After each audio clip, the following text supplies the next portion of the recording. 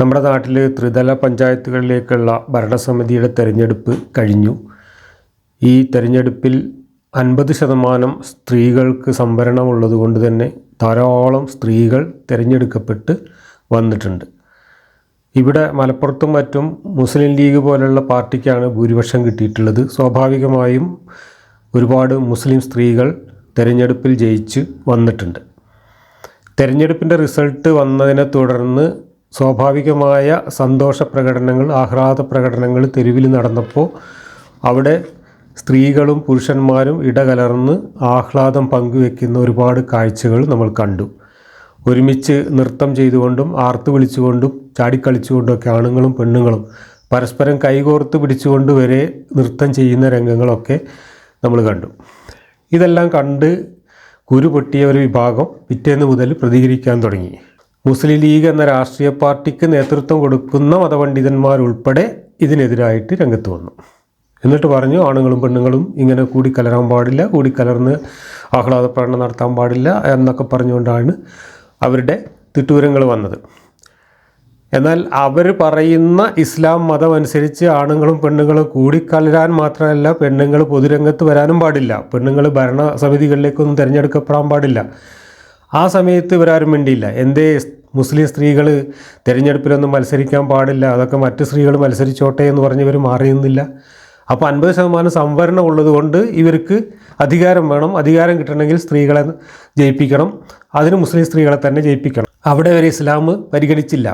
അതേ ഇസ്ലാമിൽ ആണുങ്ങളും പെണ്ണുങ്ങളും ഒരുമിച്ച് റോട്ടിൽ ഇറങ്ങി ആഹ്ലാദം നടത്തുന്നത് അനിസ്ലാമികമാണ് എന്നും പറഞ്ഞുകൊണ്ട് ഇവർ തുള്ളി കുറയുന്നതും നമ്മൾ കണ്ടു. ഇതൊരു ഇരട്ടത്താപ്പാണ്. ഇസ്ലാമിൽ സ്ത്രീകൾക്ക് പഞ്ചായത്ത് തിരഞ്ഞെടുപ്പിൽ മത്സരിക്കാൻ പോയിട്ട് ഒരു പഞ്ചായത്ത് ഓഫീസിലേക്ക് ഒരു കാര്യം സാധിക്കാൻ വേണ്ടി പോകാൻ പോലും മുസ്ലിം സ്ത്രീകൾക്ക് ഇസ്ലാം അനുവാദം നൽകുന്നില്ല. മുസ്ലിം സ്ത്രീകൾ അങ്ങനെയുള്ള ഒരു കാര്യങ്ങളിലും ഇടപെടാൻ പാടില്ല. അവർ വീട്ടിലെ കാര്യങ്ങൾ നോക്കി വീട്ടിനകത്ത് അടങ്ങി ഒതുങ്ങി ഇരിക്കേണ്ടവരാണ് എന്നാണ് ഖുർആനും ഹദീസും പഠിപ്പിച്ചിട്ടുള്ളത്.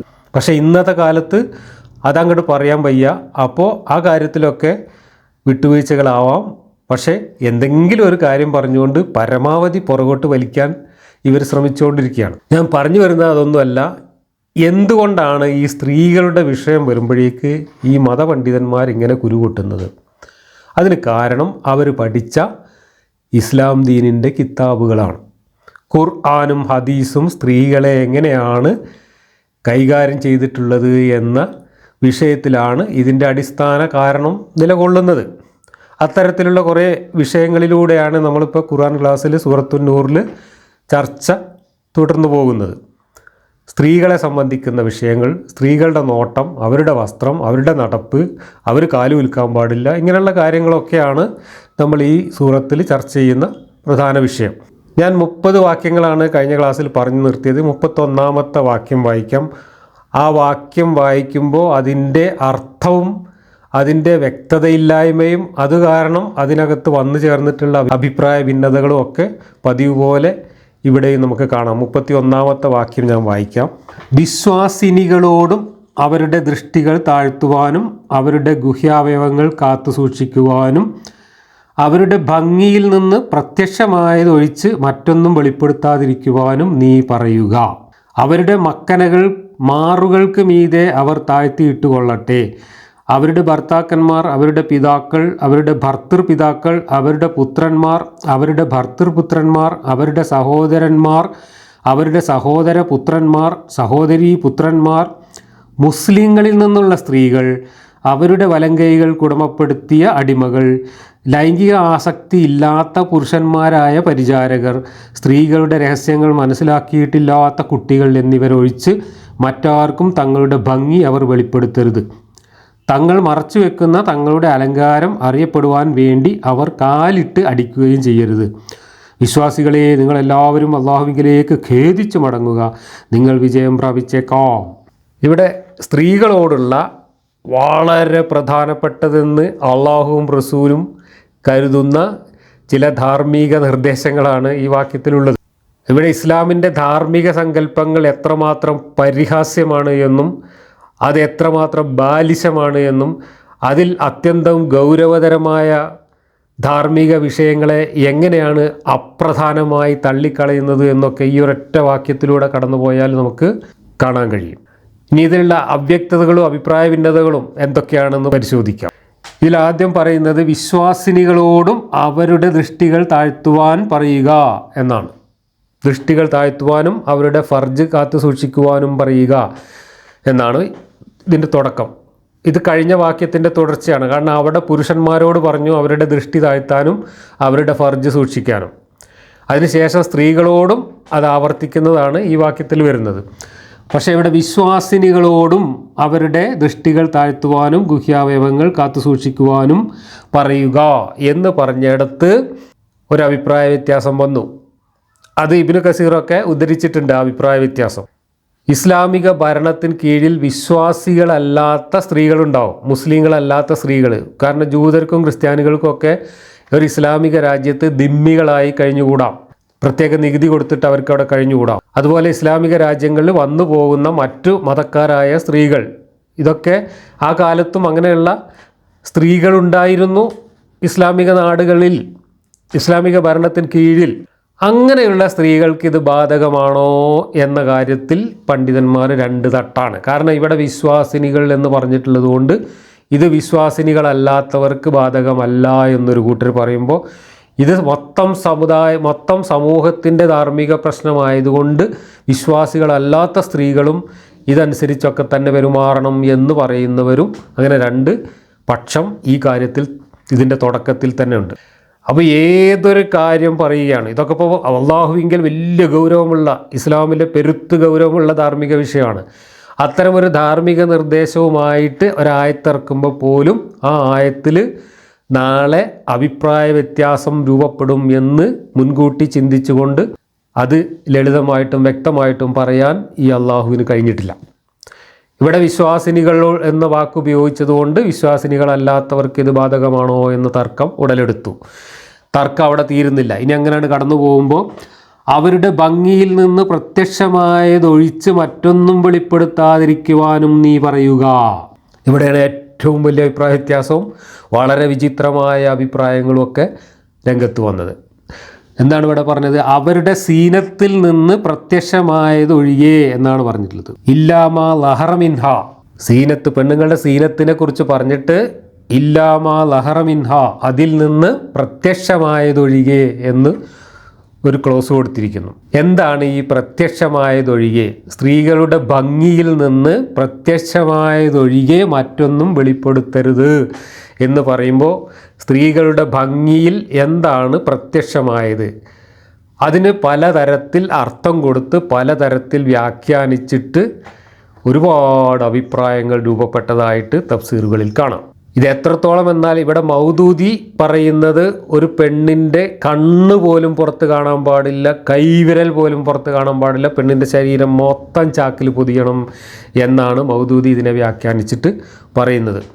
എന്നിട്ട് പ്രത്യക്ഷമായത് എന്നതിന് മൗദൂദി കൂട്ടരും കൊടുക്കുന്ന അർത്ഥം, ഈ വസ്ത്രമൊക്കെ ഇട്ടതിന് ശേഷം ആ വസ്ത്രത്തിൻ്റെ ഉള്ളിൽ നിന്ന് പുറത്തേക്ക് ഈ സ്ത്രീയുടെ ശരീരത്തിൻ്റെ വടിവുകളോ അല്ലെങ്കിൽ നിമ്നോന്നതങ്ങളോ ഒക്കെ ഏതെങ്കിലും സന്ദർഭത്തിൽ കാറ്റടിക്കുമ്പോഴോ മറ്റോ പ്രത്യക്ഷമാവുകയാണെങ്കിൽ അത് കുഴപ്പമില്ല. ഇപ്പോൾ മുമ്പിൽ നിന്ന് കാറ്റടിക്കുകയാണെങ്കിൽ ലൂസായ പർദ്ദ ഒന്ന് പിന്നിലേക്ക് മാറുമ്പോൾ പെണ്ണിൻ്റെ മാറിടമൊക്കെ ഒന്ന് ഇങ്ങനെ മുഴച്ച് കാണും. അതുപോലെ തന്നെ പിന്നിൽ നിന്ന് മുന്നിലേക്കാണ് കാറ്റടിക്കുന്നതെങ്കിൽ പെണ്ണിൻ്റെ ചില ശരീരഭാഗങ്ങളൊക്കെ ഒന്ന് ഈ വസ്ത്രത്തിന്മേൽ ഒട്ടിക്കാണും. അങ്ങനെയൊക്കെ കാണുന്നതാണ് ഇവിടെ ഉദ്ദേശിക്കുന്നത് എന്നൊക്കെ വ്യാഖ്യാനിച്ചുകൊണ്ട് പെണ്ണിൻ്റെ ശരീരം മുഴുവൻ മൂടുക എന്നതിൽ യാതൊരു വിട്ടുവീഴ്ചയും പാടില്ല എന്ന് വ്യാഖ്യാനിക്കുകയാണ് മൗദൂദി ചെയ്തിട്ടുള്ളത്. മൗദൂദി അതിനു വേണ്ടി ഒരു 5-6 പേജുകൾ അദ്ദേഹത്തിൻ്റെ തഫ്സീറിൽ എഴുതി തള്ളിയിട്ടുണ്ട്.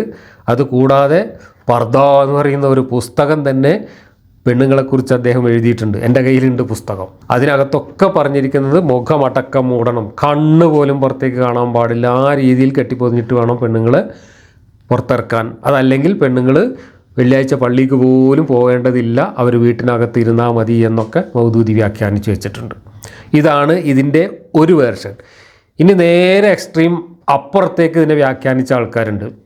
പ്രത്യക്ഷമായത് എന്ന് പറഞ്ഞാൽ പല സന്ദർഭങ്ങളിലും പലതരത്തിലാണ് എന്ന് വ്യാഖ്യാനിച്ചുകൊണ്ട്, ഇപ്പോൾ ഒരു പെണ്ണ് സ്വിമ്മിംഗ് പൂളിൽ കുളിക്കുക, ബീച്ചിൽ കുളിക്കുകയൊക്കെ ആണെങ്കിൽ ബിക്കിനി വരെ ധരിച്ചാൽ മതി, കാരണം അവിടെ ബാക്കിയുള്ളതൊക്കെ പ്രത്യക്ഷമായതാണ്.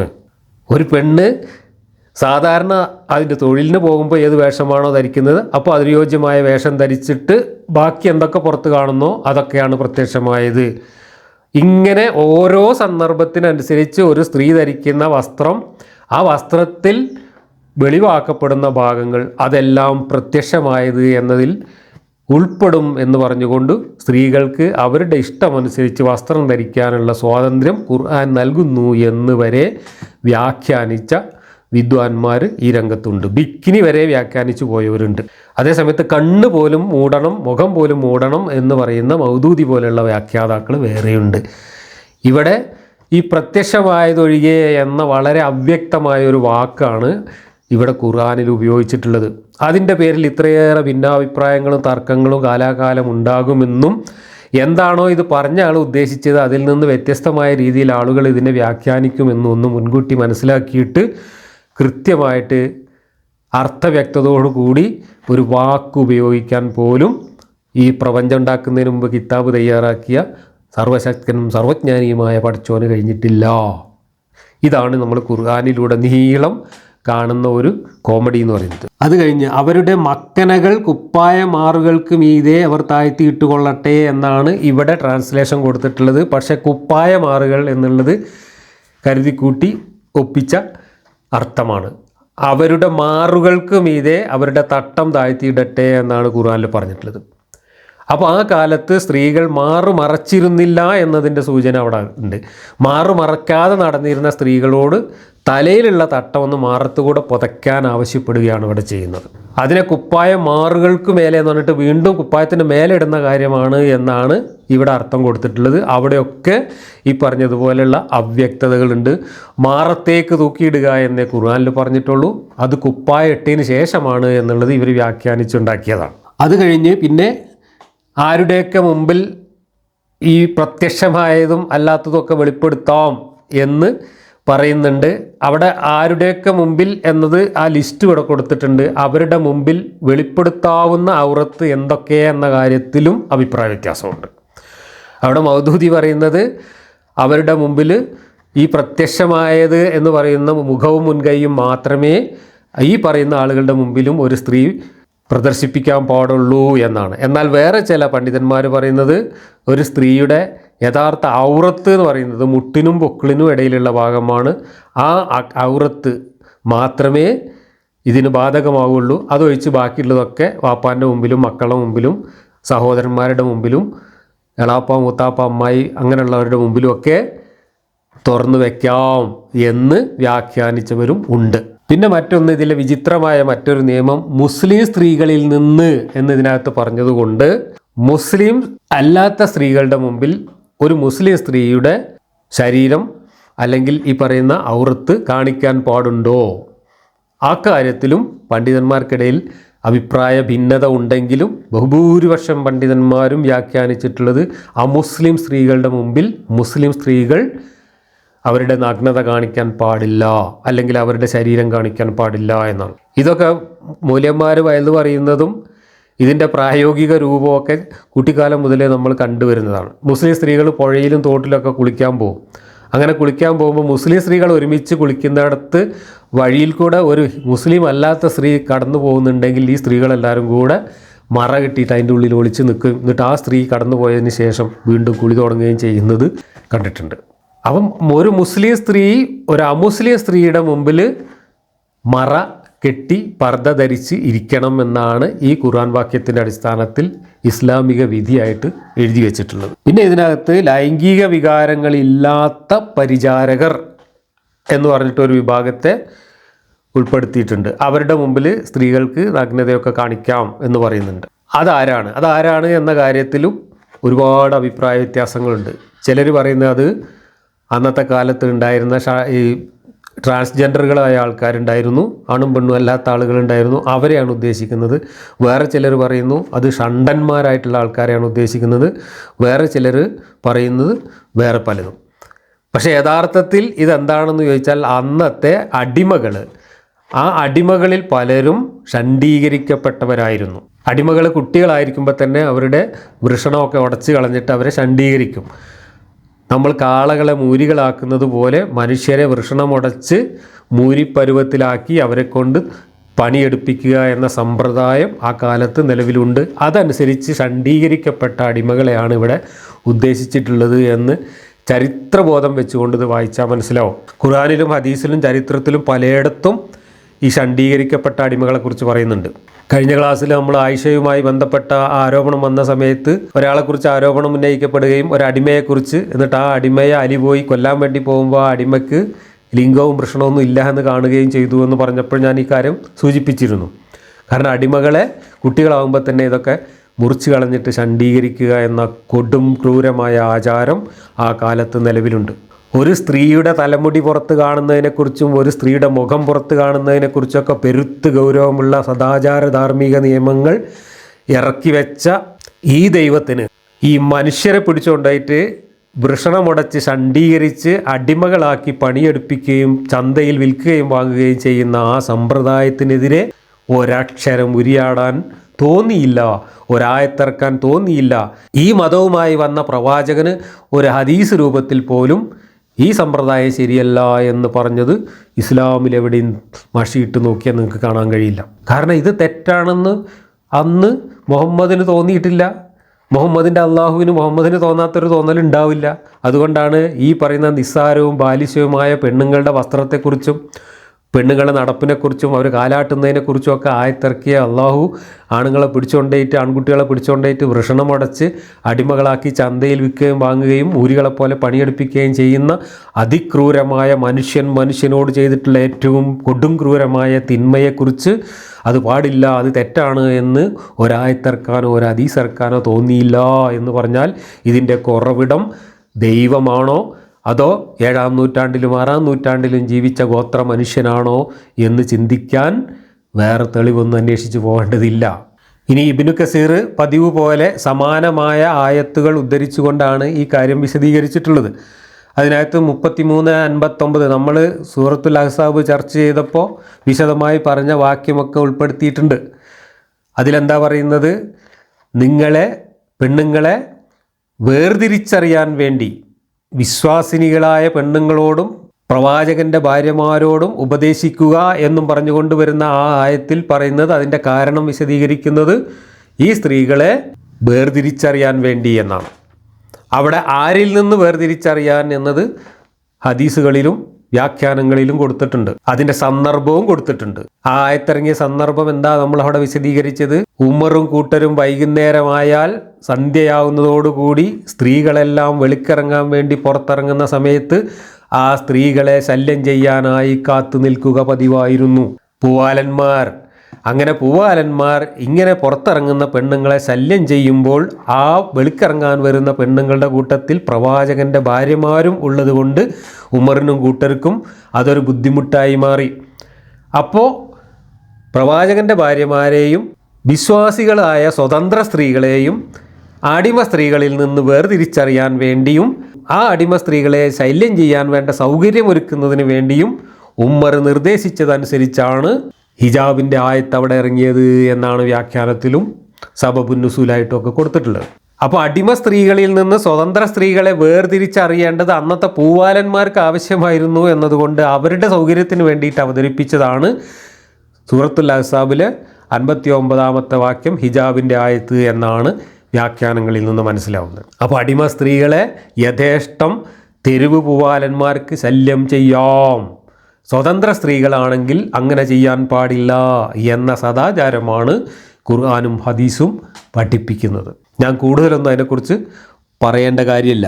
കുറ്റനാട് മുഹമ്മദ് മുസ്ലിയാരുടെ തഫ്സീറിൽ ഈ ആയത്തിൻ്റെ വ്യാഖ്യാനമായി എഴുതി വെച്ച ഒരു ഖണ്ഡിക ഞാൻ വായിക്കാം.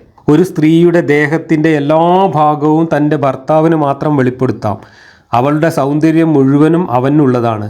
പിതാക്കൾ തുടങ്ങി സഹോദരീ പുത്രന്മാർ വരെ പറഞ്ഞ 7 വിഭാഗങ്ങൾ അവളുമായി വിവാഹം നിഷിദ്ധമായ മഹ്റമുകളാകുന്നു. അവളുടെ കാൽമുട്ടുകൾക്കും പൊക്കിളിനും ഇടയിലുള്ള സ്ഥലമൊഴിച്ച് ദേഹത്തിൻ്റെ മറ്റു ഭാഗങ്ങൾ ആ പറഞ്ഞവർക്ക് വെളിപ്പെടുത്താവുന്നതാണ്. അവരുടെ സ്വഭാവദോഷം കൊണ്ടോ മറ്റോ ആശങ്കക്കവകാശമില്ലെങ്കിൽ പിതൃ സഹോദരന്മാരും, അതായത് എളാപ്പ മൂത്താപ്പന്മാർ, മാതൃ സഹോദരന്മാർ, അമ്മാവന്മാർ ഇവിടെ പറയപ്പെട്ടിട്ടില്ലെങ്കിലും അവരും മഹ്റമുകൾ തന്നെ. അതിനാൽ അവരിൽ നിന്നും അവൾ മറയണമെന്നില്ല. സഹോദരി സഹോദരന്മാരുടെ മക്കളെ പർദ്ദയിൽ നിന്ന് ഒഴിവാക്കപ്പെട്ട സ്ഥിതിക്ക് ഈ രണ്ടു വിഭാഗത്തെപ്പറ്റി പ്രത്യേകം എടുത്തു പറയാതെ തന്നെ കാര്യം ഗ്രഹിക്കാമല്ലോ. എങ്കിലും കൂടുതൽ സൂക്ഷ്മത പിതൃവ്യന്മാരിലും അമ്മാവന്മാരിൽ നിന്ന് അവൾ മറയലാണ് എന്ന് ഖുർആൻ വ്യാഖ്യാതാക്കൾ പ്രസ്താവിച്ചിട്ടുണ്ട്. അപ്പോൾ ഇതിൽ എളാപ്പ മൂത്താപ്പ അമ്മാവന്മാർ ബാപ്പ വല്യാപ്പ മക്കൾ സഹോദരന്മാർ ഇങ്ങനെ കുറേ ലിസ്റ്റ് കൊടുത്തിട്ടുണ്ട്. അതിൻ്റെ കൂടെയാണ് ഷണ്ഡീകരിക്കപ്പെട്ട അടിമകൾ മുസ്ലിം സ്ത്രീകൾ എന്നൊക്കെ പറഞ്ഞിട്ടുള്ളത്. അപ്പോൾ അവരിൽ നിന്നൊക്കെ ഒരു സ്ത്രീ മറക്കേണ്ടതില്ല. ഏത് ഭാഗമാണ് മറക്കേണ്ടതില്ലാത്തത്? കാലിൻ്റെ മുട്ടിനും പൊക്കിളിനും ഇടയിലുള്ള ഭാഗം ഒഴിച്ച് ബാക്കിയുള്ളത് എന്ന് വെച്ചാൽ അതിൽ ഭർത്തൃപിതാവും ഒക്കെ പെടുന്നുണ്ട്. അപ്പോൾ അമ്മായിയപ്പൻ്റെ മുമ്പിലും അമ്മാവൻ്റെ മുമ്പിലും എളാപ്പാൻ്റെ മൂത്താപ്പാൻ്റെ മുമ്പിലും സ്വന്തം സഹോദരന്മാരുടെ മുമ്പിലുമൊക്കെ ഒരു സ്ത്രീക്ക് തൻ്റെ മാറിടം തുറന്ന് കാണിക്കാം എന്നാണ് ഖുർആൻ വ്യാഖ്യാനിച്ചുകൊണ്ട് ഇവിടെ എഴുതി വച്ചിട്ടുള്ളത്. എന്നാൽ മൗദൂദി വ്യാഖ്യാനിച്ചിട്ട് അതൊന്നും പാടില്ല എന്ന് വേറെ പറഞ്ഞിട്ടുണ്ട്. മൗദൂദി അതൊക്കെ മുഖവും മുൻകൈയും ഒഴിച്ച് ബാക്കിയുള്ളതൊക്കെ അവരുടെ മുമ്പിൽ മറക്കണം എന്നാണ് ഇതിനെ വ്യാഖ്യാനിച്ചിട്ടുള്ളത്. അവിടെയും വ്യക്തതയില്ലായ്മ കൊണ്ട് വ്യാഖ്യാനങ്ങളിൽ ഭിന്നത വന്നിരിക്കുന്നു. കൂറ്റനാട് തുടർന്ന് എഴുതുന്നു, തങ്ങളെപ്പോലെയുള്ള സ്ത്രീകൾ എന്നാൽ മുസ്ലിം സ്ത്രീകളാണ്. ഇവിടെ ഖുർആനിൽ നിങ്ങളിൽപ്പെട്ട സ്ത്രീകൾ എന്നാണ് കൊടുത്തിട്ടുള്ളത്. ആ സ്ത്രീകൾ എന്ന് പറയുന്നത് മുസ്ലിം സ്ത്രീകളാണ് എന്നാണ് പൊതുവിൽ വ്യാഖ്യാനം. അത് തന്നെയാണ് ഇവിടെ കൂറ്റനാട് വിശദീകരിക്കുന്നത്. തങ്ങളെപ്പോലെയുള്ള സ്ത്രീകൾ എന്നാൽ മുസ്ലിം സ്ത്രീകളാണ്. അമുസ്ലിം വനിതകളിൽ നിന്ന് മുസ്ലിം വനിതകൾ തങ്ങളുടെ സൗന്ദര്യം മറച്ചു വെക്കണം. അപ്രകാരം തന്നെ ദുർനടപ്പുകാരികളായ മുസ്ലിം സ്ത്രീകളിൽ നിന്നും സദ്വൃത്തരായ മുസ്ലിം വനിതകൾ തങ്ങളുടെ സൗന്ദര്യം മറച്ചു വെക്കേണ്ടതാണ്. ഒരു മുസ്ലിം സ്ത്രീയുടെയും അടിമ സ്ത്രീയുടെയും ഒരു അമുസ്ലിം സ്ത്രീയുടെയും ഒക്കെ ശരീരത്തിൻ്റെ അനാട്ടമിയിൽ എന്തെങ്കിലും വ്യത്യാസമുണ്ടോ? എങ്ങനെയാണ് ഈ മൂന്ന് കൂട്ടരുടെയും സദാചാരം വ്യത്യാസപ്പെടുന്നത്? നിങ്ങൾ ആലോചിച്ച് നോക്കുക, ഇതൊക്കെ എവിടുന്ന് വരുന്നതാണെന്ന്. മുസ്ലിം സ്ത്രീകൾ ബഹുദൈവ വിശ്വാസിനികളോടൊപ്പം കുളിപ്പുരകളിൽ പ്രവേശിക്കുന്നതായി എനിക്ക് വിവരം ലഭിച്ചിട്ടുണ്ട്. അള്ളാഹുവിലും അന്ത്യദിനത്തിലും വിശ്വസിക്കുന്ന ഒരു സ്ത്രീ സ്വന്തം മതക്കാർക്കല്ലാതെ ഔറത്ത് കാണിക്കുവാൻ പാടില്ല. ഇബ്നു കസീർ ഉദ്ധരിച്ചതാണ് ഇവിടെ കൊടുത്തിട്ടുള്ളത്. സ്വന്തം അടിമകൾ എന്നതിൽ മുസ്ലിം സ്ത്രീകളുടെ ആൺപെൺ അടിമകൾ ഉൾപ്പെടുമെന്നാണ് ഭൂരിപക്ഷം വ്യാഖ്യാതാക്കളും പറയുന്നത്. വാർദ്ധക്യം നിമിത്തമോ ശാരീരികമോ മാനസികമോ ആയ കാരണങ്ങളാലോ വിചാരവികാരങ്ങളില്ലാത്തവരും ഏതെങ്കിലും ഭക്ഷണ സാധനങ്ങളോ മറ്റോ കിട്ടിയാൽ അതുകൊണ്ട് തൃപ്തി അടയുന്നവരുമായ ഭൃത്യന്മാർ മുതലായവരാണ് ചുറ്റിപ്പറ്റി നടക്കുന്ന വികാരമില്ലാത്ത പുരുഷന്മാർ കൊണ്ട് ഉദ്ദേശ്യം.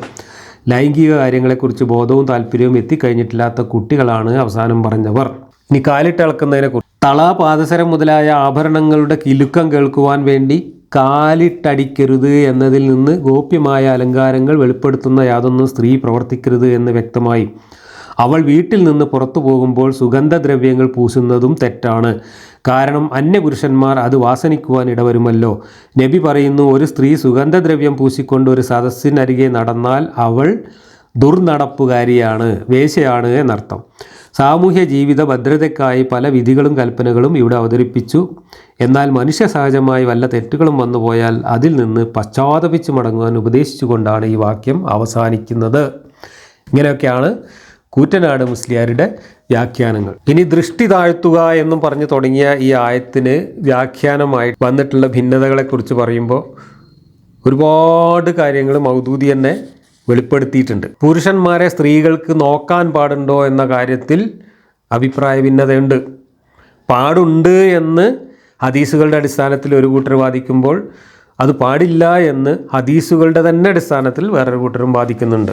ഇവിടെ പെണ്ണുങ്ങളോട് ദൃഷ്ടി താഴ്ത്താൻ പറഞ്ഞത് പുരുഷന്മാരെ അങ്ങോട്ട് നോക്കാൻ പാടില്ല എന്ന അർത്ഥത്തിലാണ് എന്ന് വ്യാഖ്യാനിച്ചവരുമുണ്ട്. അതല്ല, അവരെ മറ്റുള്ളവർ കാണാതിരിക്കാൻ വേണ്ടി അവർ ദൃഷ്ടി താഴ്ത്തി നടക്കാനാണ് പറഞ്ഞത് എന്ന രീതിയിൽ വ്യാഖ്യാനിച്ചവരൊക്കെ ഉണ്ട്.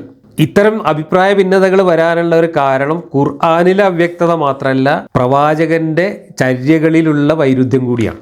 ഇവിടെ ആയിഷ ആണുങ്ങളെ നോക്കി എന്ന് പറയുന്ന, ആണുങ്ങളെ നോക്കാൻ പ്രവാചകൻ തന്നെ സൗകര്യം ചെയ്തു കൊടുത്തു എന്ന് പറയുന്ന ഹദീസുണ്ട്. എന്നാൽ ആയിഷ ഉൾപ്പെടെ പ്രവാചകന്റെ ഭാര്യമാർ ഒരു കണ്ണ് കാണാത്ത ഒരാൾ അടുത്തേക്ക് വന്നപ്പോൾ അവരോട് അകത്തേക്ക് പോകാൻ പറഞ്ഞു എന്ന് പറയുന്ന ഹദീസ് വേറെയുണ്ട്. ഈ രണ്ട് ഹദീസും പരസ്പര വിരുദ്ധമായ ആശയങ്ങളെയാണ് മുന്നോട്ട് വെക്കുന്നത്. അപ്പോൾ കണ്ണ് കാണാത്ത ഒരാളാകുമ്പോൾ ഇങ്ങോട്ട് കാണില്ല, ഇങ്ങോട്ട് കാണാത്ത പുരുഷനെ പോലും നിങ്ങൾ കാണാൻ പാടില്ല എന്ന് പറഞ്ഞുകൊണ്ട് ഭാര്യമാരെ അകത്തേക്ക് ഓടിച്ചു വിട്ടു എന്ന് പറയുന്ന ഹദീസ് ഒരു ഭാഗത്തുണ്ട്. അതേ സമയത്ത് ഒരു പെരുന്നാൾ ദിവസം എത്യോപ്യക്കാരായ കുറേ ആൾക്കാർ മുറ്റത്ത് വന്നിട്ട് കോൽക്കളി കളിച്ചപ്പോൾ ആയിഷ അത് കാണാൻ വേണ്ടി ഇറങ്ങി വന്നു. അപ്പോൾ ആയിഷേനെ അവർ കാണാതിരിക്കാൻ വേണ്ടി മുഹമ്മദ് ആയിഷേനെ പുറകിൽ ഒളിപ്പിച്ചിട്ട് അത് കാണിച്ചു കൊടുത്തു എന്നും, അങ്ങനെ ആയിഷ കുറേ നേരം അത് കണ്ടിട്ട് അവൾക്ക് കണ്ട് മതിയായപ്പോൾ അവൾ അകത്തേക്ക് പോയി എന്നും പറയുന്ന ഹദീസ് വേറെ ഉണ്ട്. അപ്പോൾ ആയിഷയെ ഇത് കാണാൻ അനുവദിച്ചു നബി, അപ്പോൾ അങ്ങനെയുള്ള പുരുഷന്മാരെ കാണുന്നതിൽ കുഴപ്പമില്ല എന്ന് വ്യാഖ്യാനിക്കുന്നു ഒരു കൂട്ടർ. അതേസമയത്ത് കണ്ണ് കാണാത്ത ഒരു പുരുഷനെ പോലും ആയിഷയും കൂട്ടരും കാണുന്നതിനെ നബി വിലക്കിയിട്ടുണ്ട്. അപ്പോൾ ഒരു പെണ്ണിന് ആണിനെയും നോക്കാൻ പാടില്ല എന്ന് വേറെ കൂട്ടരും വ്യാഖ്യാനിക്കുന്നു. ഖുർആനിൽ പറഞ്ഞു പോയ ഓരോ കാര്യങ്ങൾക്കും നബിചര്യയിലൂടെ വ്യക്തത വരുത്താൻ പോയി കഴിഞ്ഞാൽ നബിചര്യയിലുള്ള വൈരുദ്ധ്യങ്ങൾ കാരണം അവിടെയും തമ്മിലടിക്കുന്നതാണ് കാണുന്നത്. ഇനി മൗദൂദി എഴുതി വെച്ച വ്യാഖ്യാനങ്ങളിൽ നിന്ന് ചില ഭാഗങ്ങൾ മാത്രം ഞാൻ വായിച്ച് കേൾപ്പിക്കാം. ഒരുപാട് പേജുകളുണ്ട്, മുഴുവൻ വായിക്കാൻ മെനക്കെടുന്നില്ല. പ്രസക്തമായ ചില ഭാഗങ്ങൾ മാത്രം വായിക്കാം. ദൃഷ്ടി നിയന്ത്രിക്കുന്നതിനെക്കുറിച്ച് പുരുഷന്മാർക്കുള്ള അതേ നിയമമാണ് സ്ത്രീകൾക്കുമുള്ളത്. അതായത് ഉദ്ദേശ്യപൂർവ്വം പരപുരുഷന്മാരെ നോക്കരുത്. നോക്കിപ്പോയാൽ ഉടനെ നോട്ടം പിൻവലിക്കണം. മറ്റുള്ളവരുടെ ഗുഹ്യസ്ഥലത്തേക്കും നോക്കരുത്. പക്ഷെ പുരുഷൻ സ്ത്രീയെ നോക്കുന്നതും സ്ത്രീ പുരുഷനെ നോക്കുന്നതും സംബന്ധിച്ച വിധികളിൽ കുറച്ച് അന്തരമുണ്ട്. ഒരു വശത്ത് ഹദീസിൽ നാം ഇങ്ങനെ ഒരു സംഭവം കാണുന്നു. ഉമ്മു സൽമയും മൈമൂനയും നബിയുടെ അടുത്തിരിക്കുകയായിരുന്നു. അപ്പോൾ ഇബ്നു ഉമ്മി മക്തൂം വന്നു. നബി 2 ഭാര്യമാരോടും കൽപ്പിച്ചു, അദ്ദേഹത്തിൻ്റെ മുന്നിൽ പർദ്ദയണിയൂ. ഭാര്യമാർ പറഞ്ഞു, ദൈവദൂതരെ, ഞങ്ങളെ കാണുകയും അറിയുകയും ചെയ്യാത്ത അന്ധനല്ലേ അദ്ദേഹം? തിരുമേനി പ്രതിവചിച്ചു, നിങ്ങൾ 2 പേരും അന്ധകളാണോ? നിങ്ങൾ അയാളെ കാണുന്നില്ലേ? പർദ്ദ നിയമം അവതരിച്ച ശേഷമായിരുന്നു അത് എന്ന് ഹസ്രത്ത് ഉമ്മു സൽമ വ്യക്തമാക്കുന്നു. ഇവിടെ മൗദൂദി ഒരു തരികിട കാണിച്ചിട്ടുണ്ട്. അവരുടെ മുമ്പിൽ പർദ്ദ അണിയാൻ പറഞ്ഞു എന്നാണ് മൗദൂദി ഇവിടെ എഴുതി വെച്ചിട്ടുള്ളത്. പക്ഷേ ഹദീസിൽ അങ്ങനെയല്ല ഉള്ളത്. ബാക്കിയുള്ള എല്ലാ തഫ്സീറുകളിലും ഹദീസുകളിലും ഒക്കെ എഴുതി വെച്ചിട്ടുള്ളത് അവരോട് അകത്തേക്ക് പോകാൻ പറഞ്ഞു എന്നാണ്. അതിനെയാണ് ഇവിടെ പർദ്ദയാക്കി മാറ്റിയത്. അതെന്തിനാണെന്ന് വെച്ചാൽ മൗദൂദി ഇതിലൂടെ സമർത്ഥിക്കുന്നത് ശരീരം മൊത്തം കെട്ടിപ്പൊതിയുന്ന പർദ്ദയാണ് ഇസ്ലാമിക നിയമം എന്ന് സ്ഥാപിക്കുകയാണ് മൗദൂദിയുടെ ലക്ഷ്യം. അപ്പോൾ അത് സ്ഥാപിക്കാൻ വേണ്ടി ഈ പെണ്ണുങ്ങളോട് അകത്തേക്ക് പോകാൻ പറഞ്ഞു എന്നതിനെ പർദ്ദ ഇടാൻ പറഞ്ഞു എന്നാക്കി. അതിലുള്ള മണ്ടത്തരം വൈരുദ്ധ്യം നോക്കൂ നിങ്ങൾ. അങ്ങനെ അവർ പർദ്ദ ഇടുകയാണെങ്കിൽ ആ പർദ്ദ കണ്ണ് കാണാൻ പറ്റാത്ത പർദ്ദയാണെങ്കിലല്ലേ മൗദൂദി പറഞ്ഞതിന് അർത്ഥമുള്ളൂ. കാരണം കണ്ണ് കാണാത്ത ഉമ്മി മക്തൂം വന്ന സമയത്താണ് ഉമ്മു സലമയും മൈമൂനയും അവിടെ നിന്നിരുന്നത്. അവരോട് പർദ്ദ ഇടാൻ പറഞ്ഞു എന്ന് പറഞ്ഞാൽ അതിൻ്റെ അർത്ഥം ഈ കണ്ണ് കാണാത്ത ആൾക്ക് ഏതായാലും അവരെ കാണാൻ പറ്റില്ല. അപ്പോൾ പർദ്ദ ഇട്ടാലും ഇട്ടില്ലേലും കണക്കാം. എന്നിട്ട് അവരോട് പർദ്ദ ഇടാൻ പറഞ്ഞതിന് ന്യായം പറയുന്നത് നിങ്ങൾ അയാളെ കാണുന്നുണ്ടല്ലോ എന്നാണ്. അപ്പോൾ പർദ്ദ ഇട്ടാൽ അയാളെ കാണൂല എന്നാണ് അർത്ഥമെങ്കിൽ കണ്ണ് കാണാൻ പോലും പറ്റാത്ത ചാക്കിലാണ് പൊതിയേണ്ടത് എന്നാണ് മൗദൂദി ഇവിടെ പറയുന്നത്. പക്ഷേ ഹദീസിൽ അവരോട് പർദ്ദ ഇടാൻ പറഞ്ഞു എന്നല്ല ഉള്ളത്, അവരോട് അകത്തേക്ക് പോകാൻ പറഞ്ഞു എന്നാണ്. ഈ പെണ്ണുങ്ങൾ ആണുങ്ങളെ കാണാൻ പാടില്ല, കണ്ണില്ലാത്ത ആളാണെങ്കിൽ പോലും അയാളെ കാണാൻ പാടില്ല എന്നതായിരുന്നു മുഹമ്മദിൻ്റെ തിട്ടൂരം. അതനുസരിച്ച് ആ പെണ്ണുങ്ങൾ അകത്തേക്ക് പോയി എന്നുള്ളതാണ് ഹദീസിലുള്ളത്.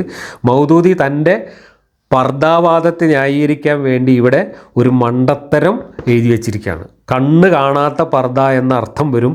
മൗദൂദി ഇവിടെ പറഞ്ഞ പർദ്ദയാണ് അവിടെ ഉദ്ദേശിക്കുന്നതെങ്കിൽ നബി അവരോട് ധരിക്കാൻ പറഞ്ഞത് പർദ്ദയാണെങ്കിൽ കണ്ണ് കാണാത്ത പർദ്ദ എന്നായിരിക്കും അതിൻ്റെ അർത്ഥം. കണ്ണ് കാണാത്ത പർദ്ദ ഇട്ടിട്ട് എങ്ങനെയാണ് സ്ത്രീകൾ അകത്ത് കിടക്കുക? പുറത്ത് കാര്യം പോട്ടെ, എങ്ങനെ അകത്ത് കിടക്കുക?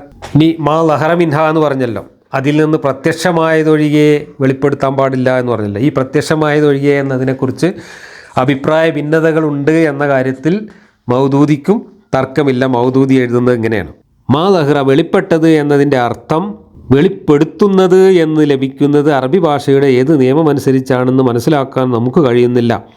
വെളിപ്പെടുന്നതും വെളിപ്പെടുത്തുന്നതും തമ്മിൽ വ്യക്തമായ അന്തരമുണ്ട്. ഖുർആൻ ആകട്ടെ വെളിപ്പെടുത്തുന്നത് വിലക്കി വെളിപ്പെടുന്നതിലാണ് വിട്ടുവീഴ്ച ചെയ്തിട്ടുള്ളത്. ഈ ഇളവിനെ വെളിപ്പെടുത്തുക എന്നിടത്തോളം വ്യാപ്തി നൽകുന്നത് ഖുർആനെതിരാണ്. പ്രവാചകൻ്റെ കാലത്ത് പർദ്ദാ നിയമം അവതരിച്ചതിന് ശേഷം സ്ത്രീകൾ മുഖം തുറന്ന് നടന്നിരുന്നില്ല എന്ന് തെളിയിക്കുന്ന റിപ്പോർട്ടുകൾക്കും എതിരാണ്.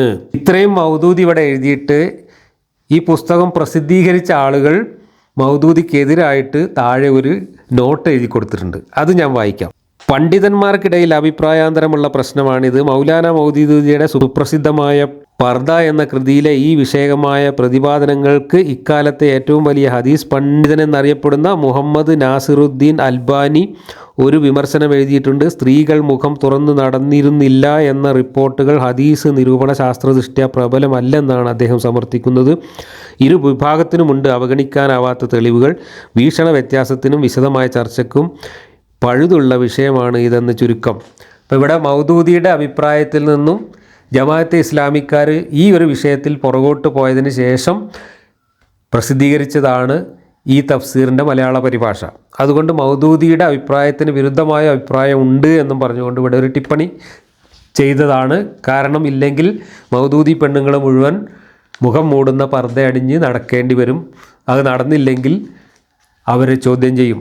പർദ്ദയുടെ കാര്യത്തിൽ മാത്രമല്ല, സ്ത്രീകൾ പുറത്തിറങ്ങാനോ ജോലി ചെയ്യാനോ ഒന്നും മൗദൂദി സമ്മതിച്ചിട്ടില്ല. പക്ഷേ ഇന്ന് ജമാഅത്തെ ഇസ്ലാമിക്കാർ അവരുടെ പത്രം ഓഫീസിൽ വരെ സ്ത്രീകളെ ജോലിക്ക് കയറ്റി തുടങ്ങിയിട്ടുണ്ട്. അപ്പോൾ മൗദൂദിയെ ഈ വിഷയത്തിൽ തള്ളിക്കളയേണ്ടത് അവരുടെ ആവശ്യമാണ്. അതുകൊണ്ടാണ് ഇവിടെ ഇങ്ങനെ ഒരു ടിപ്പണി കൊടുത്തുകൊണ്ട് മൗദൂദിക്ക് ചെറിയൊരു വ്യാഖ്യാന വ്യതിയാനം സൃഷ്ടിച്ചിട്ടുള്ളത്.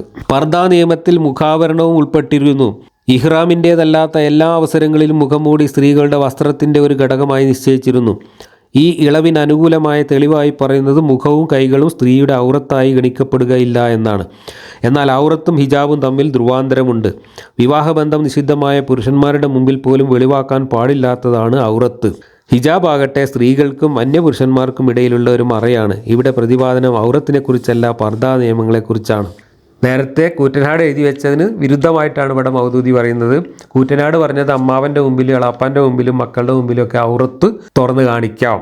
തുറന്ന് കാണിക്കാൻ പാടില്ലാത്ത ഔറത്ത് എന്ന് പറയുന്നത് മുട്ടിനും പൊക്കിളിനും ഇടയിലുള്ള ഭാഗം മാത്രമാണ് എന്നാണ്. അപ്പോൾ മാറിടം അടക്കം ഇവരുടെയൊക്കെ മുമ്പിൽ തുറന്ന് കാണിക്കാം എന്നാണ് ഒരുപാട് പണ്ഡിതന്മാർ പറയുന്നത്. മൗദൂദി പറയുന്നത് അതും പാടില്ല, മുഖവും മുൻകൈയും മാത്രമേ അവരുടെയൊക്കെ മുമ്പിൽ കാണിക്കാൻ പാടുള്ളൂ, മറ്റുള്ളവരുടെ മുമ്പിൽ അതും കാണിക്കാൻ പാടില്ല.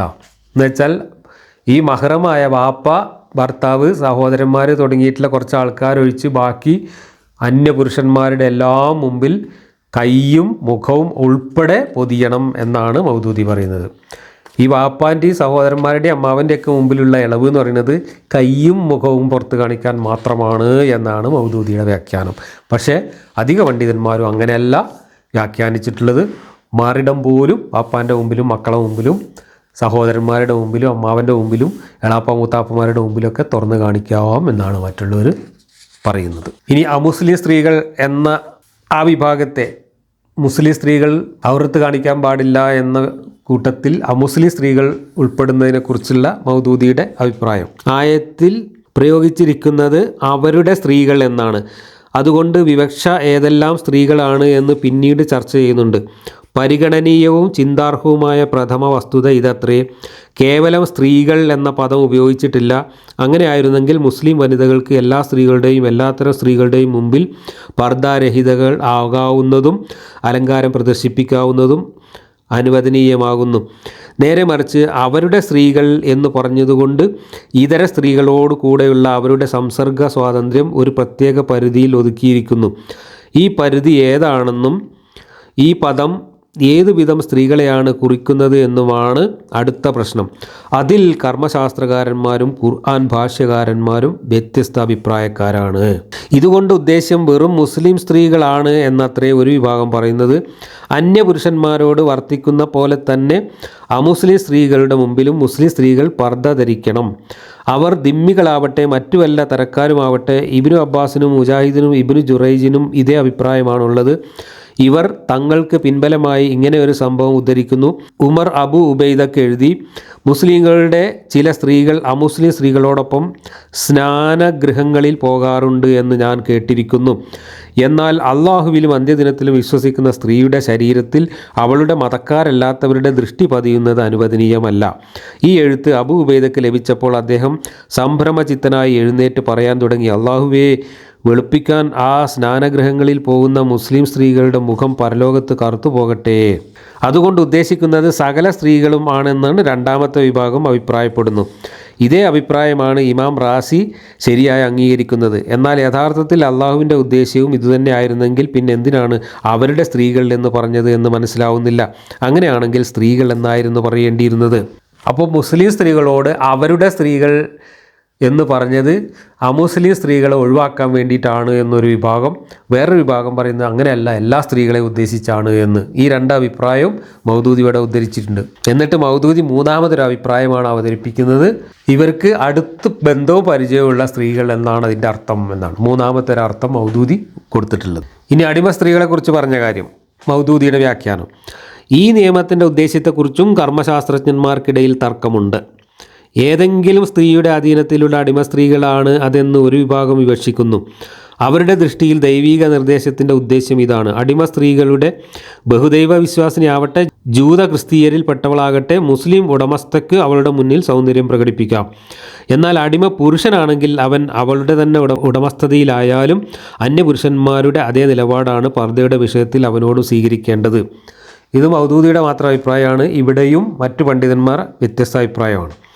ഇത് അബ്ദുല്ലാഹിബ്നു ഉബൈ, അബ്ദുല്ലാഹിബ്നു മസ്ഊദ്, മുജാഹിദ്, ഹസൻ ബസരി, ഇബ്നു സീരീൻ, സയ്യിദ് ബിനു മുസയ്യബ്, താവൂസ്, അബു ഹനീഫ എന്നിവരുടെ അഭിപ്രായമാണ്. ഇമാം ഷാഫിയുടെ ഒരഭിപ്രായം ഇതിനെ പിന്താങ്ങുന്നു. അടിമക്ക് തൻ്റെ യജമാനത്തിയുമായി വിവാഹം നിഷിദ്ധമല്ലെന്നും സ്വതന്ത്രനാവുകയാണെങ്കിൽ തൻ്റെ മുൻ ഉടമസ്ഥയെ അവന് വേൾക്കാമെന്നുമാണ് ഈ മഹാന്മാർ ഇതിന് തെളിവായി പറയുന്നത്. അതിനാൽ വിവാഹബന്ധം നിഷിദ്ധമായ ബന്ധുക്കളോടെന്ന പോലെ അടിമയായി എന്ന ഒറ്റ കാരണത്താൽ അവൻ്റെ മുമ്പിൽ സ്വതന്ത്രമായി വർത്തിച്ചുകൂടാ. മാ മലക്കത്തു ഐമാനുഹും എന്ന പദം അടിമകൾക്കും അടിമ സ്ത്രീകൾക്കും ഒരുപോലെ പ്രയോഗിക്കാൻ പറ്റിയ വിധം വ്യാപകമാണെന്നിരിക്കെ അടിമ സ്ത്രീകളിൽ മാത്രം അത് പരിമിതമാക്കുന്നതിന് തെളിവെന്താണ് എന്ന് ചോദിച്ചേക്കാം. അതിനവർ പറയുന്ന മറുപടി ഇതാണ്: പദങ്ങൾ വ്യാപകമാണെങ്കിലും സ്ഥലവും സന്ദർഭവും അതിൻ്റെ വിവക്ഷ അടിമ സ്ത്രീകളിൽ പരിമിതപ്പെടുത്തുന്നു. ആദ്യം നിസാഉഹുന്ന എന്ന് പറഞ്ഞു, പിന്നീട് മാ മലക്കത്തു ഐമാനുഹും എന്ന് പറഞ്ഞു. നിസാഉന്ന എന്ന പദം കേട്ടാൽ അവരുമായി ഇടപഴകുന്നവരോ ബന്ധുക്കളോ ആയ സ്ത്രീകളാണ് ഉദ്ദേശിക്കുന്നത് എന്ന് സാധാരണക്കാർക്കും മനസ്സിലാവും. അടിമ സ്ത്രീകൾ അതിൽ പെടുകയില്ലേ എന്നൊരു തെറ്റിദ്ധാരണ ഉണ്ടാകുമായിരുന്നു. അതിനാൽ മാ മലക്കത്തു ഐമാനുഹും എന്ന് പറഞ്ഞുകൊണ്ട് സ്വതന്ത്ര സ്ത്രീകളെപ്പോലെ അടിമ സ്ത്രീകളുടെ മുന്നിലും സൗന്ദര്യം പ്രദർശിപ്പിക്കാമെന്ന് വ്യക്തമാക്കുകയാണ് ഉണ്ടായത്. അപ്പോൾ അടിമ സ്ത്രീകൾ എന്ന് പറഞ്ഞത്, അടിമകൾ എന്ന് പറഞ്ഞത് അത് സ്വന്തം ഉടമസ്ഥയിലുള്ളവരെ മാത്രമാണോ, അത് അടിമ സ്ത്രീകളെ മാത്രം ഉദ്ദേശിച്ചാണോ, അതോ അടിമ പുരുഷന്മാരെയും അതിൽ ഉൾപ്പെടുത്താൻ പറ്റുമോ തുടങ്ങിയ കാര്യത്തിലൊക്കെ അഭിപ്രായ വ്യത്യാസമുണ്ട്. ഈ അനുവാദം അടിമകൾക്കും അടിമ സ്ത്രീകൾക്കും ബാധകമാണെന്ന് മറുപക്ഷം പറയുന്നു. ഇത് ആയിഷ, ഉമ്മു സൽമ തുടങ്ങിയവരുടെ അഹ്ലുൽ ബൈത്തിലെ ചില ഇമാമുകളുടെയും അഭിപ്രായമാണ്. ഇമാം ഷാഫിയുടെ പ്രസിദ്ധമായ അഭിപ്രായം ഇതുതന്നെ. അവർ തെളിവ് പറയുന്നത് മാ മലക്കത്തു ഐമാനുഹുന്ന എന്ന് പറഞ്ഞതിൻ്റെ വ്യാപ്തി മാത്രമല്ല, സുന്നത്തിൽ നിന്നുള്ള ചില സാക്ഷ്യങ്ങൾ കൂടിയാണ്. ഉദാഹരണമായി നബി അബ്ദുല്ലാഹിബ്നു മസ്അദത്തുൽ ഫസാറി എന്നൊരു അടിമയെ ഒന്നിച്ച് ഫാത്തിമയുടെ അടുത്ത് ചെന്നു.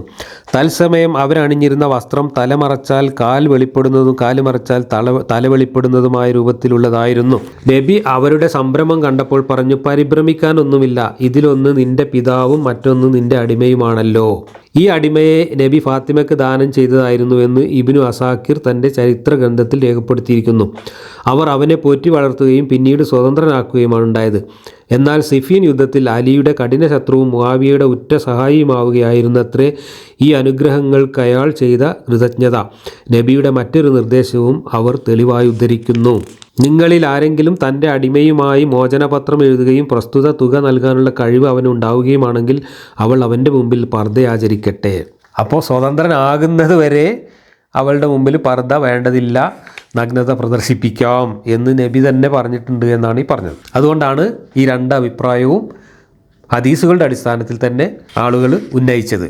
ഇനി കാമാസക്തി ഇല്ലാത്ത പുരുഷന്മാരായ പരിചാരകന്മാർ എന്ന് പറഞ്ഞത്, ഈ പദങ്ങളിൽ നിന്ന് മനസ്സിലാവുന്നത് വിവാഹബന്ധം നിഷിദ്ധമായ പുരുഷന്മാരെ കൂടാതെ മറ്റു വല്ലവരുടെയും മുമ്പിൽ ഒരു മുസ്ലിം സ്ത്രീക്ക് അലങ്കാരം പ്രദർശിപ്പിക്കണമെങ്കിൽ അവനിൽ രണ്ട് ഗുണങ്ങൾ ഉണ്ടായിരിക്കേണ്ടത് അനിവാര്യമാണെന്നാണ്. ഒന്ന്, അവൻ തൻ്റെ കീഴിൽ ജീവിക്കുന്നവനായിരിക്കുക. രണ്ട്, കാമാസക്തി ഇല്ലാത്തവനായിരിക്കുക. അതായത് തൻ്റെ പ്രായമോ ശാരീരികമായ അവശതയോ ബുദ്ധിപരമായ ദൗർബല്യമോ ദാരിദ്ര്യമോ വിധേയത്വമോ കാരണം ഗൃഹനാഥൻ്റെ ഭാര്യയെയോ പുത്രിയെയോ സഹോദരിയെയോ മാതാവിനെയോ സംബന്ധിച്ച് ദുർവിചാരം പുലർത്താൻ പോലും കഴിവും മനക്കരുത്തും ഇല്ലാത്തവൻ. അനുസരണരാഹിത്യത്തിൻ്റെ പഴുതുകൾ ചുഴിഞ്ഞുകൊണ്ടല്ലാതെ അനുസരണബോധത്തോടെ ഈ നിയമം വായിക്കുന്നവന് പ്രഥമ ദൃഷ്ട്യാ വ്യക്തമാവും ഇന്നത്തെ പരിചാരകന്മാരും പാചകക്കാരും ഡ്രൈവർമാരും മറ്റുവ ജോലിക്കാരും ഒരിക്കലും ഈ നിർവചനത്തിൽ പെടുകയില്ല എന്ന്. ഖുർആൻ വ്യാഖ്യാതാക്കളും കർമ്മശാസ്ത്ര നിപുണന്മാരും അതിന് നൽകിയ വിശദീകരണത്തിലൂടെ ഒന്ന് കണ്ണോടിച്ചാൽ പണ്ഡിതന്മാർ ഈ പദങ്ങൾക്ക് എന്താശയമാണ് നൽകിയത് എന്ന് വ്യക്തമാക്കാം. അപ്പോൾ ഇന്നത്തെ കാലത്ത് വീട്ടിൽ ജോലിക്ക് വരുന്നവരെ ഈ ഗണത്തിൽ ഉൾപ്പെടുത്താൻ പാടില്ല എന്നാണ് മൗദൂദി ബേജാറായി പറഞ്ഞു തരുന്നത്. ഇനി ലൈംഗിക താല്പര്യമില്ലാത്ത പുരുഷന്മാർ എന്ന് പറഞ്ഞത് ആരെ ഉദ്ദേശിച്ചാണ് എന്നതിൻ്റെ വിവിധ അഭിപ്രായങ്ങളാണ്. ഇബ്നു അബ്ബാസ് പറയുന്നത് സ്ത്രീകളിൽ താല്പര്യമില്ലാത്ത ഒരുതരം മന്ദന്മാർ. ഖത്താദ പറയുന്നത് വയറ്റുപിഴപ്പിന് വേണ്ടി തങ്ങളുടെ കീഴിൽ നിൽക്കുന്ന ആശ്രിതർ. മുജാഹിദ് പറയുന്നത് സ്ത്രീകളെ കാമിക്കാത്തവരും ആഹാരത്തിന് വേണ്ടി വേല ചെയ്യുന്നവരുമായ പൊണ്ണന്മാർ. ഷഹബി പറയുന്നത് സ്ത്രീകളെ കണ്ണുവെക്കാൻ ധൈര്യപ്പെടാത്ത ആശ്രിതർ. ഇബ്നു സെയ്ദ് പറയുന്നത് ഏതെങ്കിലും കുടുംബത്തിൽ ചെന്ന് ചേർന്ന് അവിടുത്തെ ഒരംഗം പോലെ ആവുകയും അതേ വീട്ടിൽ വളർന്നു വലുതാവുകയും ചെയ്തവൻ. അവൻ വീട്ടുകാരുടെ സ്ത്രീകളിൽ കണ്ണുവെക്കുകയോ അതിന് ധൈര്യപ്പെടുകയോ ഇല്ല. സ്വന്തം ആഹാരത്തിനായി അവരെ ചുറ്റിപ്പറ്റി കഴിയുക മാത്രം ചെയ്യുന്നു. താഊസും സുഹരിയും പറയുന്നു സ്ത്രീകളോട് പ്രതിപത്തിയോ അതിന് ധൈര്യമോ ഇല്ലാത്ത മന്ദന്മാർ.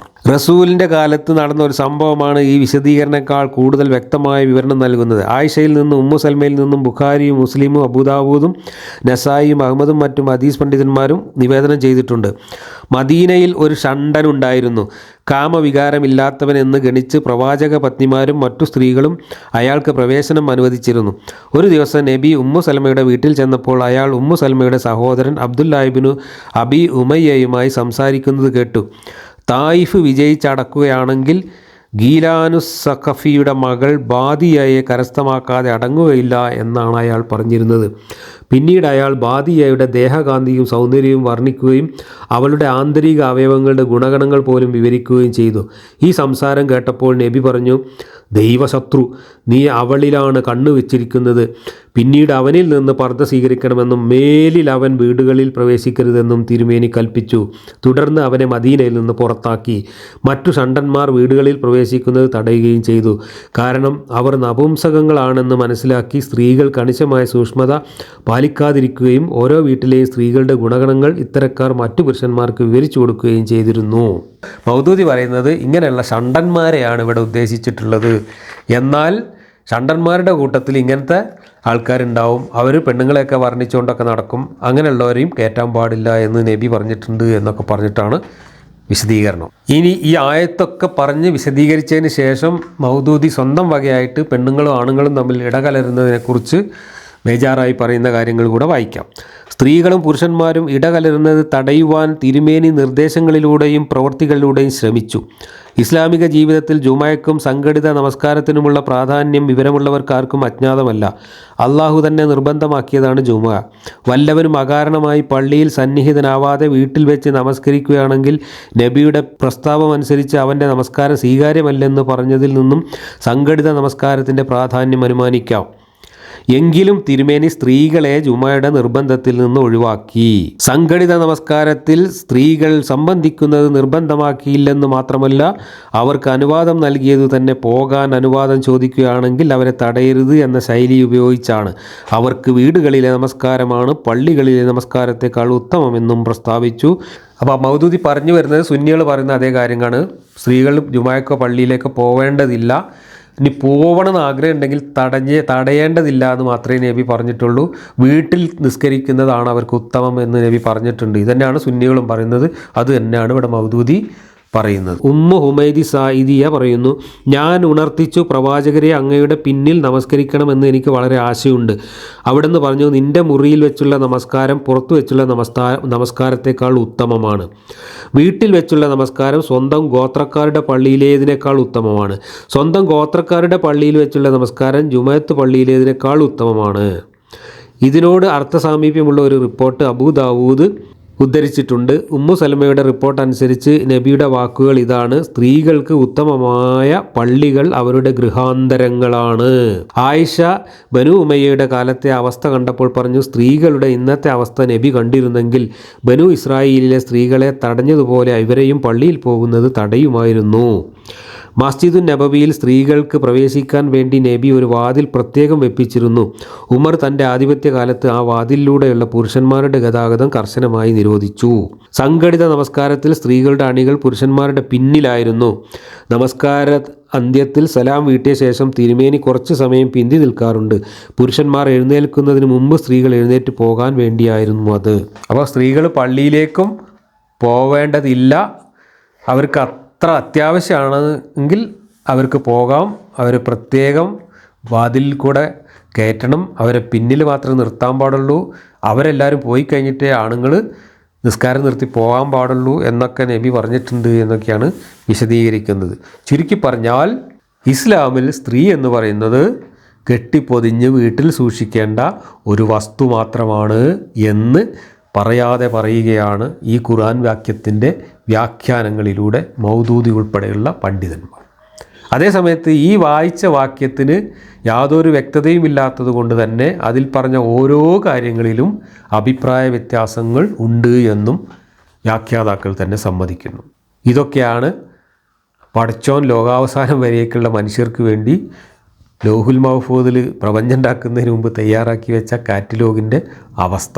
അടുത്ത വാക്യം നമുക്ക് അടുത്ത ക്ലാസ്സിൽ പറയാം.